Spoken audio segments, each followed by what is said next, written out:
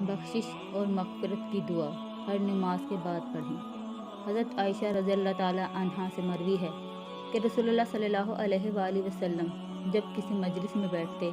یا نماز پڑھتے تو کچھ کلمات کہتے تھے، تو عائشہ رضی اللہ تعالی عنہا نے آپ صلی اللہ علیہ وآلہ وسلم سے ان کلمات کے متعلق پوچھا تو آپ صلی اللہ علیہ وآلہ وسلم نے فرمایا، اگر تم خیر کی بات کرو تو وہ قیامت تک کے لیے اس پر مہر بن جائیں گے، اور اگر کوئی دوسری بات کرو تو وہ اس کا کفارہ بن جائیں گے، اور وہ کلمات یہ ہیں: سبحانک و بحمدک لا الہ الا انت استغفر اللہ و اتوب الیہ۔ پاک ہے تو اور تیری ہی حمد ہے، تیرے سوا کوئی الہ نہیں، میں اللہ سے بخشش مانگتا ہوں اور اسی کی طرف رجوع کرتا ہوں۔ ایک انصاری صحابی کہتے ہیں کہ میں نے رسول اللہ صلی اللہ علیہ وآلہ وسلم کو نماز کے بعد یہ دعا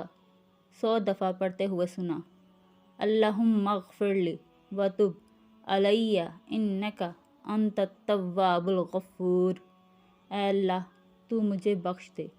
میری توبہ قبول کر، بے شک تو بہت توبہ قبول کرنے والا، نہایت بخشنے والا ہے۔